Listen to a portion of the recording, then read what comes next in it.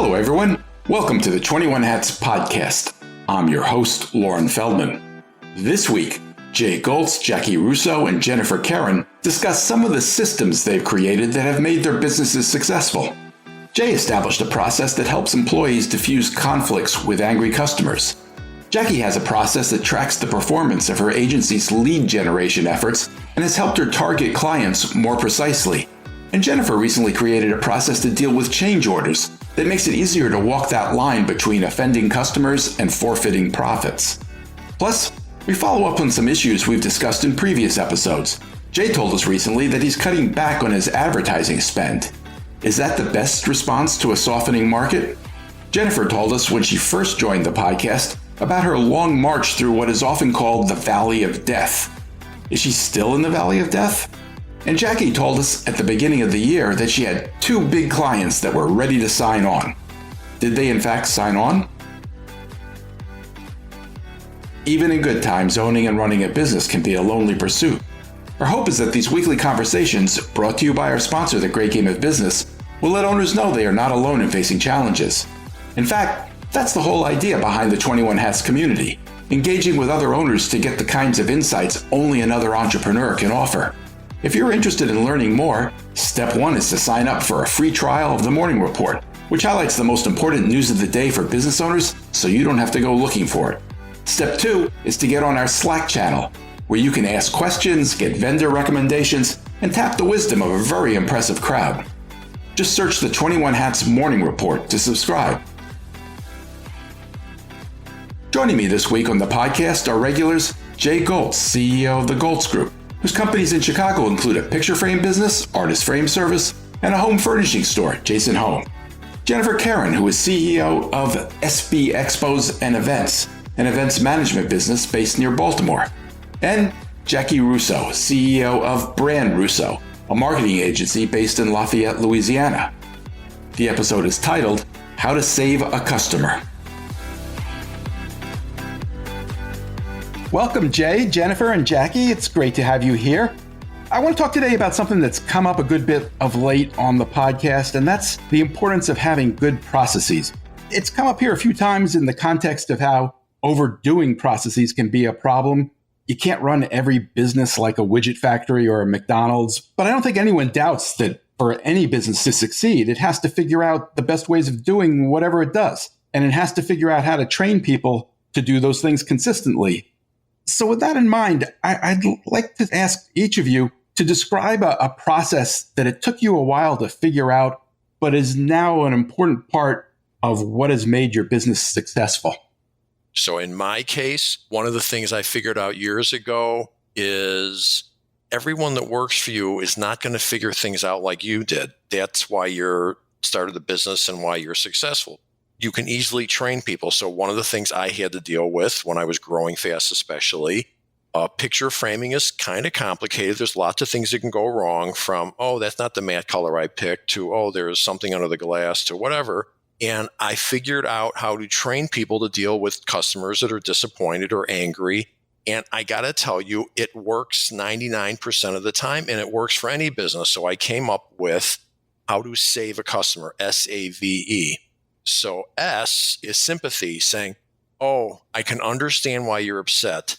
Just think of any time you've been disappointed with anywhere. Wouldn't that make you feel better if the person just said, oh, I can see that you're right. So you know that you're not to fight with them. So that's one.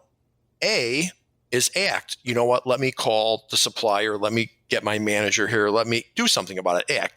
V is vindicate, which simply means you don't want to present to the customer that, yeah, we're screwed up and this happens all the time, because it probably doesn't. So vindication would be something like, you know what? I'm really embarrassed that happened. We usually catch things like that before they get out the door. Wow. I mean, if I'm the customer, I feel great. I'm not having to teach them that this was bad. They get it. They're embarrassed. And lastly, if it really was a bad thing, eat something. You know what? Let me give you half off. Let me deliver it for free. And I will tell you that, and I don't have a lot of problems anymore, but it definitely diffuses customers. And this is a great tool that when we hire a new person, I can wander down there after a few weeks and go, hey, what's SAVE stand for? And I can tell whether they've been trained properly, whether they got it. And it has been extremely valuable. And as I say, as a customer, I wish that everybody did that, because in my experience, when something goes wrong, it's usually could be handled better. I love the mnemonics. Isn't that what it's called? The doctors do this all the time when they're in medical school. In order to remember things, they create a word with the initials. Isn't it called mnemonics, right? I think you're right. I thought it was an acronym. It's a way to remember. Like, Right. I love it. I love that it's so easy. Steve, that's a great idea. I've been doing this for, probably 25 years. And when I tell you 99% of the time it works, it's more like 99.9%. I can't think of the last time we had a customer that this didn't just diffuse and fix the problem, because at the end of the day, I don't know that any company's perfect. Occasionally something does go wrong, and you should be prepared. And certainly we should be preparing our employees as to how to deal with it. Jay, you said that you use this when something goes wrong, when you've messed something up. What if the customer thinks you've messed something up, but you and the employee don't think so? I have a phrase, the customer is not always right. Pause. But we're going to pretend they are. And I explain this to people, and the worst training thing, I believe, is telling employees, the customer's always right. They know they're not. It doesn't make any sense. It's frustrating. But when I explain it to them, the customer's not always right, but we're going to pretend they are. And do you know why? Because what happens on Friday? You get paid. Yeah, it's much better when we get their money and we can pay you on Friday. And at the end of the day, most customers are not doing something on purpose where they're just going to keep doing. Like, it's worth it. If the customer thinks they're right, it's just not worth fighting with them. And when I say that, in 46 years of business, I've stood the line twice with customers to where it was just no, twice in 40. It's just now. I understand if you're putting in $30,000 heating, air conditioning systems into a house or a building and there's a problem, it's not so easy to say, well, you're right. But if you're in a business that's going to cost you a few $100 or 500 or whatever, or it's just not worth fighting with customers, because if they think they're right, perception's reality, and it's just not worth it usually. I want to add to this real quick, Lauren, because I think it's an important thing, not just the way that Jay handles it, that he has a process for it, that he trains on it, that he tests for it, but isn't this, as entrepreneurs, one of the biggest things people tell us about why our companies can't be sold is because it's so reliant on us? Jay's found a series of ways to make it not so reliant on him because everybody's on the same page. I think that training is invaluable. Which means, to your point, how often is someone calling me or coming to my office, Jay, what should we do about, oh my God, I don't get that maybe once every 2 years. I mean, they got it. They don't have to call and bother me or come up and go, Jay, what should we do with this customer? It's like they're trained. They can take care of it. It's called empowering your people. What's more impressive than when you're in a restaurant or anywhere and something goes wrong and they can say, you know what, let me take that off the bill instead of let me get the manager. I always say, like, really? Do I really need to talk to the manager? Really? They can't empower them? I think the cool part about your save is that what you've done with that is help your employees remember something, but also possibly even more important is you showcase to them what they're allowed to do and they're empowered to do and what they're not. And I think that's critical for a lot of employees to understand what's okay from their boss. Am I allowed to do this? And think of how impressive that is. They can say to the customer, you know what, Mrs. Jones, I don't need to call the boss. He's going to be very upset when he heard what problem. Trust me, he's going to tell me that we should take care. Wow. The reason more places don't do that, obviously, is because they're concerned that the employee is going to eat more than they would be comfortable having them eat. How often has that happened to you? How often has the employee given up more money or whatever than you would have wanted them to? Never. How about that as an answer? And I do mean never. And my answer to that would be, what can you afford more? To have someone give away $600 worth of stuff that you would have said, well, I don't know if I would have given the whole 600, or having them piss off 50 customers over a matter of 3 years. Now, like I said, I understand there's some businesses that it would be difficult because the stuff is thousands of dollars, and you'll have to make an adjustment for that. I'm not saying this would work on every business to every level. But no, I have never had anybody that did something that I thought I would rather, this is what I told them, err on the side of the customer, period. And keep in mind, I came up with this way before Yelp. This was before there was an online presence. Now, oh my God, they go home, they could just kill you online. And I'm not doing it for that reason. I was doing it way before that ever existed. But I would say it took this to the 10th power now that it's just not worth pissing off customers. It just isn't. And then I know people are going to go, well, some customers aren't worth doing business with. You know what? In my experience, those customers go away on their own. We don't need to push them out. They go away on their own. All right. Jaci, Jennifer, how about your businesses? I have tried to put in as many processes as possible. I don't think I'm great or as great as I want to be on the onboarding and training in the beginning. But I feel like once we get them on board, we are really good about teaching them the way. And we put as many processes in place to make sure everybody's doing the same thing consistently, because I don't want it to all rely on me. I want them to be empowered, to Jay's point, and I want this to go on past me. And so I've got to start thinking about how that's going to work when it's not me in charge anymore. Is there a particular process that you could walk us through that it took you a while to figure out that has been important to the development of the company? Oh, sure. I think, our sales process is a big one because obviously that pipeline funnels the growth. And so we are always improving it, but it has a very solid core in terms of what we do to outwardly promote ourselves, what we do to drive inbound opportunities, how we utilize our technology, how we track our leads, how we do our retargeting ads. All of that is very process driven.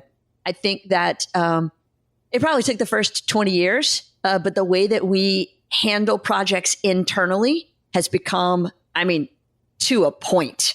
Everybody's on the same page of exactly how to start a new project for a client, how to communicate what is happening within the agency to every involved person, what they need to know to do that project so that we can be as efficient as possible. Because you can imagine one project can bounce back and forth between the client and the agency 2 times. And then within the agency, it's being touched by multiple people dozens of times. And so, we've really, I think, done a remarkable job, especially in the past probably 12 months, of integrating some AI efficiencies into that process. It's a well-oiled machine now. I'm very impressed with it. And here's the best part. I did not create those processes. I did not develop those steps. I have not been involved in improving it. They tell me every once in a while, hey, we're doing this new thing now, and look how great it is. And I say, awesome, keep going. Could you give us a quick walk through the sales process? How does it work? Sure. We have a list of all of the entities that we use, or all the different avenues that we use to share our content. So whether that's, our own blog, our podcast, LinkedIn, other social media channels, the way we use YouTube. Then we've got the more hands-on direct things like the workshops that I teach and the conferences where I speak and the podcasts where I'm being interviewed, present company included. And so there's a pretty robust calendar of all this outward effort that we put forth because that drives inbound opportunities. Then we have a whole other set where we will do email campaigns or straight up advertising. And so all of that is tracked. We put the effort out, it drives to a landing page. Then how do we automate the process of communicating with the people after they've downloaded something? That involves our ebooks, our webinars, all of those different tools. So each thing has a process so that we can monitor it to say, is this working for us? Is it worth our time and effort and expense? And are we getting a good ROI, or do we need to adjust it? So here's my question. Unlike a lot of businesses, whether it's getting your house painted or in your car fixed, you're selling an expected outcome. And my question is, even if you do everything right, aren't there times where the customer is not happy with the results because you can't guarantee exactly the results? So there are times, I assume, that the customer is not getting the results they want and they say something to your person. Is that not true? That happens? And if so, what do they tell them? Absolutely. We are going to start calling it SAVE. We have not named it before, but we are absolutely going to liberally borrow it from my good friend Jay because I think it's brilliant. But what I will say that I think we've done a very good job with, and especially with the team we have right now in we call them brand developers because we don't just service customers. So we don't think of them as just account service. But our brand developer team, they're all empowered.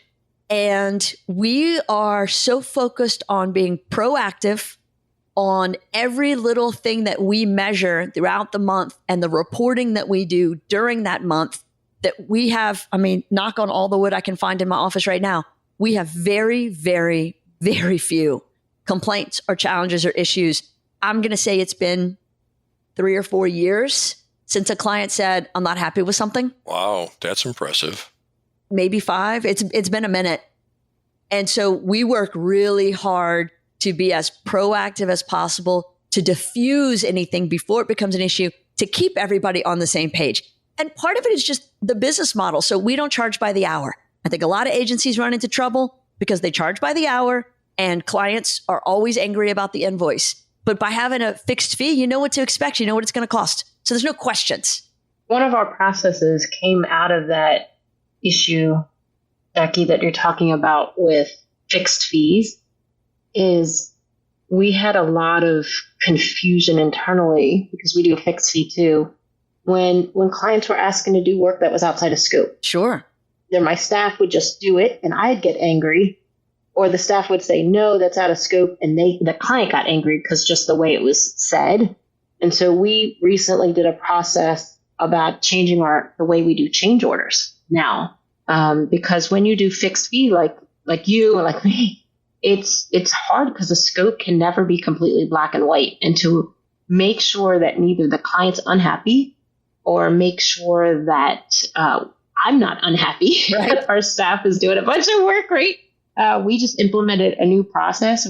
I should have done it years ago. It's changed a lot. It's made sure that clients aren't unhappy. It's very clear. And that I'm not unhappy about the profitability because we all understand what's happening with the change order. I love that. How's the process work?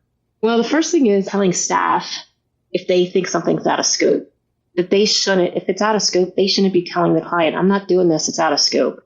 They should bring it to the project manager, who then brings it up on my one-on-one and we discuss it. Even if it's only, an extra sort of 10 hours or an extra 100 hours.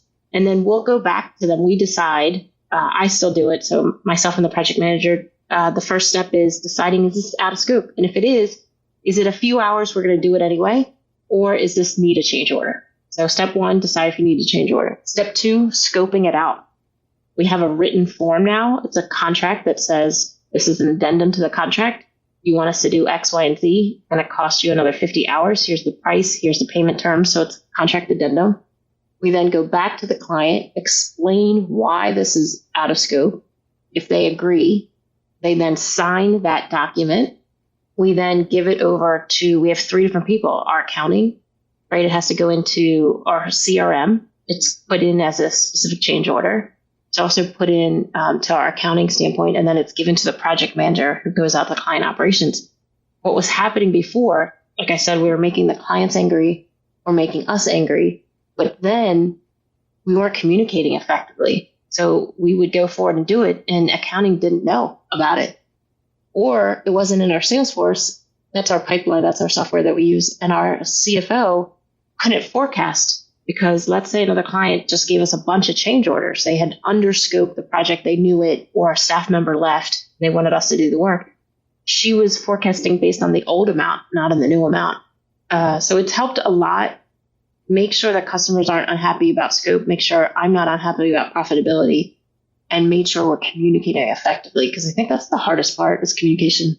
I could see where just what you say to the customer, they go, oh, can you blah, blah, blah. I could see where how that is handled is going to make the difference between really pissing someone off and them going, oh, you know what? I didn't realize that. You're right. That talk about an art form of being able to say to them, you know what, Bob, I think that is a good idea, but our original, our proposal didn't include that. If you'd like to do that, I can get you. How that's stated is very important. And there's a famous story, I think it might even be true.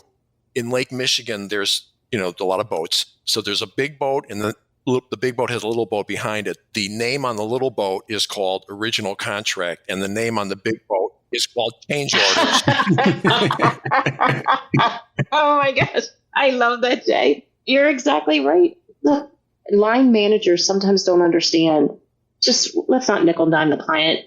To your earlier description of the $300 overnight costs, Sometimes they don't do it, but I want to err on the caution. If they come to us and say, look, this is out of scope, it's going to take you 3 extra hours, please just do it. And don't even tell the client, right? Or, hey, this is going to take 10 extra hours, but let's tell the client, hey, this is out of our scope, but we think it's integral to the success of your meeting. We're going to do it anyway. Or then finally charging them. And I have not empowered those line managers to make that decision because they're just not strong enough to understand that difference. But I love the boat. I'm going to go look that up and see if that's on there.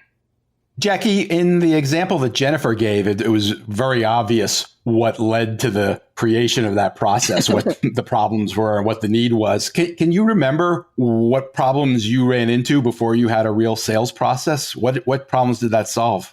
Well, it solved a lot in terms of a steady flow of prospects. It solved a lot in us understanding who our right prospects were, because we've always had people, trying to come in the door, calling us, emailing us, but they weren't a good fit.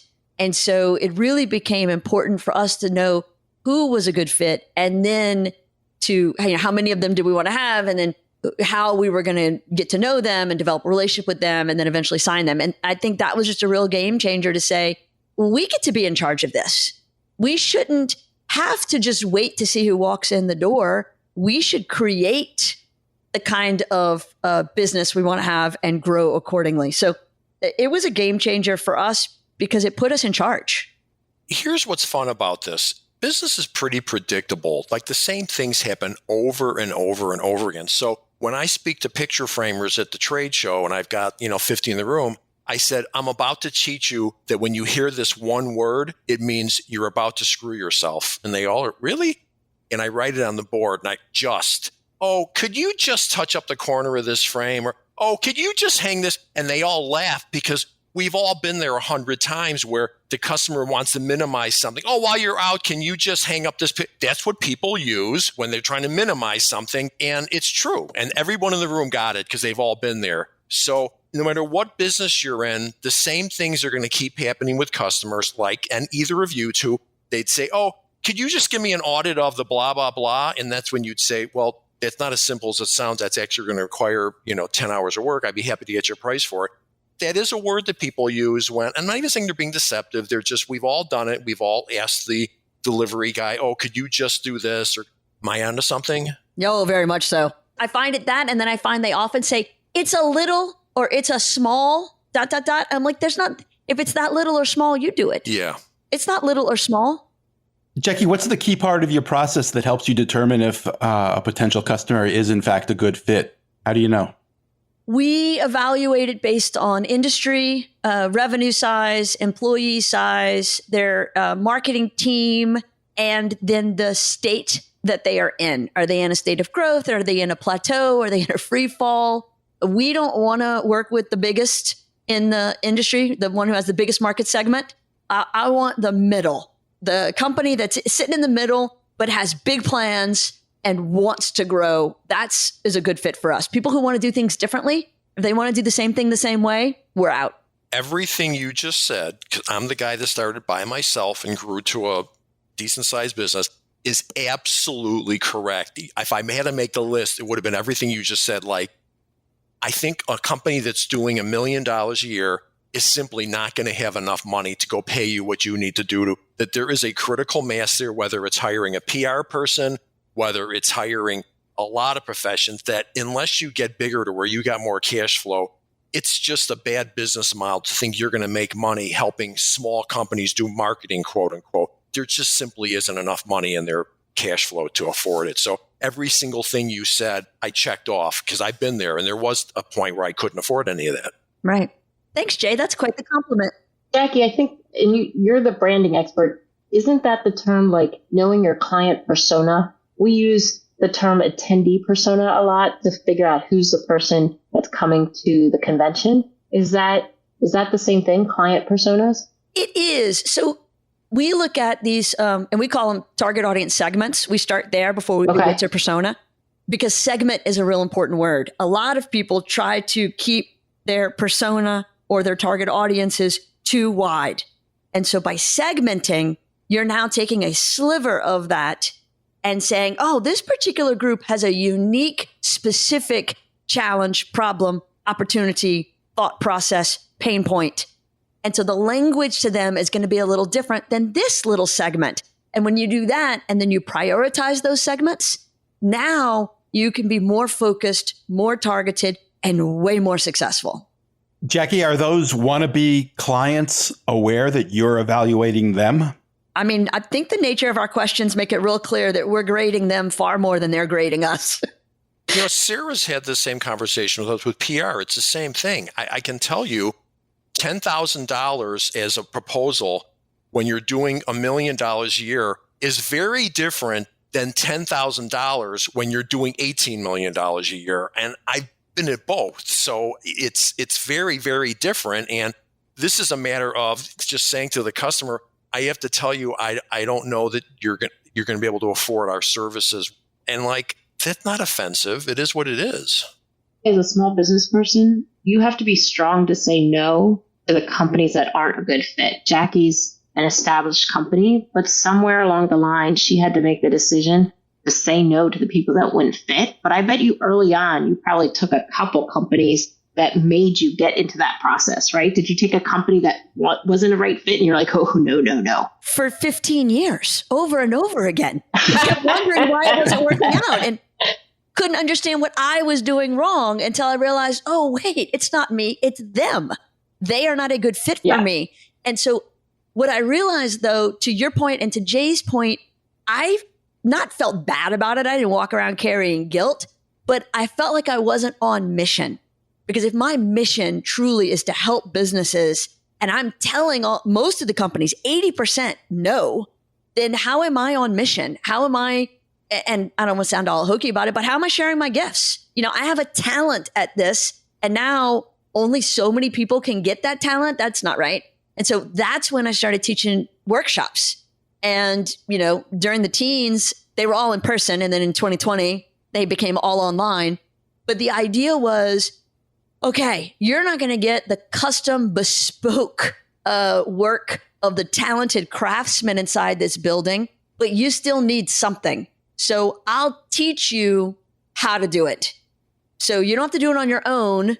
You'll have some professional guidance and help, but you can't suck the resources of my agency. And that felt like a fair middle ground to me. And that has been a game changer because now I don't have to say no to anybody. I say, yes, you come to the agency and you can have all this super affordable help that you need for $79 a month or $1,900 for this one thing or whatever it is you need. I wouldn't call it fair either because it's not fair or not fair. It's really just about being accommodating and being nice to people like, you know what, you really can't afford to use us, but let me show you some of the things you can use to do it yourself. That's you're helping people. And not only that, but you are, in fact, got a farm team now that some of those people will end up being clients down the road as they grow, perhaps. But Jay, they do. It's the greatest thing. They do. I love it. I would think really small companies that the way that they can grow the fastest is to do what Jaci said and create a segment of a client, a segment of the industry that they want, and to develop their business system around it. When you try to do everything to everyone, you can never scale up. Never. So take a lesson from Jaci, find your market segment and just crush it in that one segment. I think it comes back to the word business model, that you can't afford to have the right people working for you, pay them X dollars. You need to charge Y in order to do that. And it's just the business model. You can't afford to be taking deals where you'll bill out $1,000 a month. The math simply doesn't work. That's all. Correct. All right. In the time we have left, I'd love to follow up on a couple of things with each of you. Let me start with you, Jay. The last time you were on, we were talking about employee retreats, and you made a little bit of a joke about how your retreat is you've cut back on your advertising spending. And we really didn't have time to follow up on that. But I wanted to ask you, how did you come to the decision to do that? And is that typically what you've done in the past? With interest rates so high, people are not moving. The people moving, it's probably down by 50%. So they're buying less furniture. So the entire furniture industry is off. That's for sure. And I can't keep spending the same amount of money for advertising. So I cut back on advertising because I don't have the cash flow to do it. And there's less customers out there. So I cut back for a little while. And every time things get tight, that's one of the things. I can't do anything about my real estate taxes. I'm not going to go laying people off. I can't do anything about my electric bill, but I can certainly cut back on advertising some. The interest rates hopefully are about to drop and business will get back to more normal. But like I said, the entire furniture industry is feeling the hit of having high interest rates. So, Jaci, I'm sure from time to time you have clients come to you for whatever reason and say, I need to cut back on my advertising or my marketing spend. What do you usually say to them? Well, actually, the conversation usually starts with me going to them and saying, you're spending X dollars in this medium, billboards. You're spending X dollars over here, boosted Facebook posts. That's all trash. Stop it right now. Not billboards in general, but for this client in this particular scenario that I'm thinking in my mind, it was an awful idea. And they're spending $180,000 a year on something that had absolutely no practical application for them. So we start with that. Like, please stop doing that. We need to, save this money. You could allocate somewhere else. We need 20% of this money you were spending to do this thing over here. And we're going to reach 3 times more people. So let's go do that, because we aren't incentivized for them to spend more or spend less. We're incentivized for them to grow their sales and revenue. And so I want them to do that smartly, not wastefully. I don't make more money just because they spend more money. Jay, let me ask you a question about your situation. I completely understand. I mean, when there's less money coming in, you need to cut somewhere. But do you worry that in doing that, you're going to make a bad situation even worse? That if sales are already soft, you stop advertising, they're going to get even softer? First of all, I really try. I don't use the word worry because I'm not worrying about anything. So no, I don't worry. Do I consider, is that going to make it worse? That's where I said in the beginning, it's cash flow. I can't afford it's to the point that it would be irresponsible to be putting the same amount of cash out.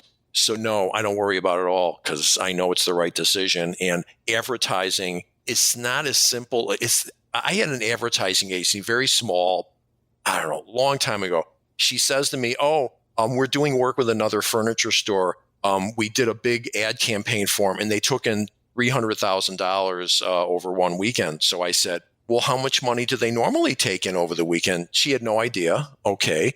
I said, well, if this works so well, why don't you just take that money and then put it back in again and do that a few times? It's like doubling a penny. I said, after a few months, they'll be billionaires. And she said, I swear I'm not making this up, word for word. She goes, well, everybody decides how big they want their business to be. What? Yes. That was the last conversation I ever had with her. Advertising is an investment in the future, and you're lucky if you can break even on it in the short run, but it's pretty difficult, if not impossible, to go spend.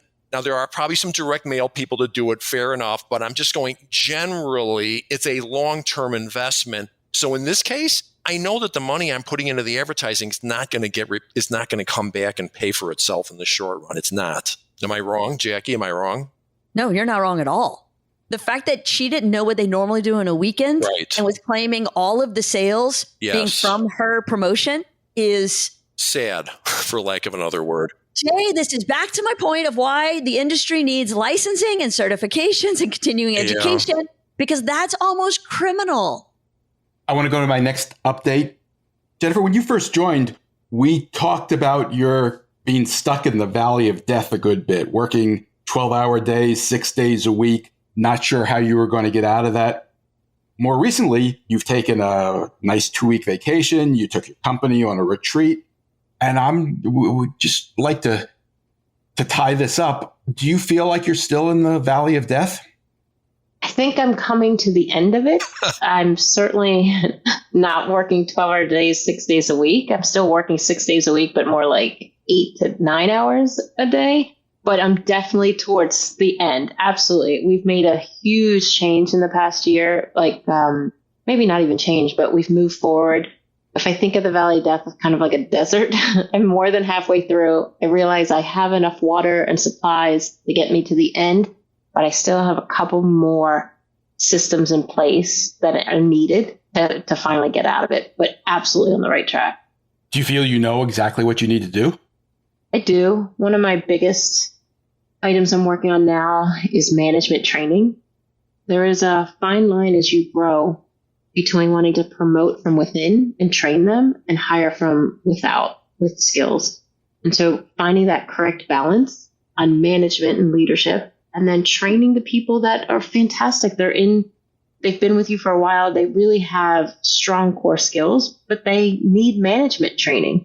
And so that's my goal this year, is to focus a lot on management training. And then what's missing is, the same way as Jackie had mentioned, a business development system. We have really good business development, but it's not a system. So those two are my final two things that need to be finished before I can say I am out of the valley of death. I just figured this out lately, and this, I think, applies very well to where you're at. I now tell my managers, we have two jobs. One is to make everybody as good as they can be. And the second one is to know when you've hit the ceiling. So instead of using the word balance like you did, it's a question of, there's some people that work for you that you could very well turn into key managers. And there are some people that just are not going to get there for whatever reason. They're valuable employees, but they just have hit the ceiling, and you've tried to coach them out of it and it's not working. And our job is to figure out when that day is, because otherwise you just keep spending a lot of time on trying to get, as they say in the South, this dog won't hunt. Totally agreed, Jay. And that's what I'm going through, is one of my strongest abilities, but also, like, it's a dual-edged sword. One of my weakest abilities is loyalty. And when you're a small business owner, there are some people that have been incredible to help you grow, and you want to give them every chance possible to grow with you. And maybe they're growing, but maybe, like you said, they've reached their limit, and finding out where that limit is can be difficult, not just on a skill set, but on an emotional level. No, it's horrible. We've all been through it. It's tough. Yeah. If you are good enough to grow your business and to keep expanding it, you obviously are talented at something and you're good at it. That doesn't mean that the person that started with you in the beginning had that ability to do it. And it's a horrible, painful thing. But I now recognize that old thing about, oh, these people have been with me since the beginning. I absolutely have some people with me from the beginning. A few, literally a few. But the fact of the matter is, the nature of business is, if you keep growing, you are going to outgrow some people, period. And if you don't believe that, you are still living in the land of naivete. It's just the way it is. Jay, I believe it, but how long do you give somebody? How long did you give somebody to try it? Well, I'm embarrassed to say in some cases, years. But now what would I do? I don't know. Forgetting about how long, I would say, how many heart-to-heart conversations where you'd say, you know what? You can't think like this. You need to do that. You're in charge. You're the boss. How many of those conversations would I have? I'd say on the third or fourth one, you're running out of steam. I mean, on one hand, it certainly is painful and it's certainly stressful, but it doesn't have to be too ugly. Here's my line. I tell them at some point, I'm starting to get really concerned that this isn't the right position for you. This is now the third time I'm telling you the same thing, and I'm getting really concerned about it. At least if it gets down to where they either have to go or whatever, you've told them, and maybe they'll go look for another job, but that's a good line. I'm getting concerned.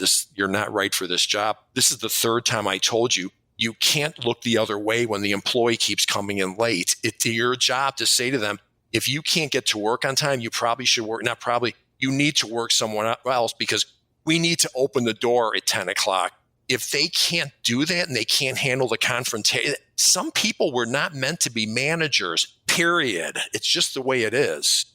I got just enough time for one more update here. I want to get to Jackie. Jackie, early this year, you told us you were excited because you had 2 big clients ready to sign on. I think I asked about it a few months after that, and they hadn't quite signed on yet. Has that happened?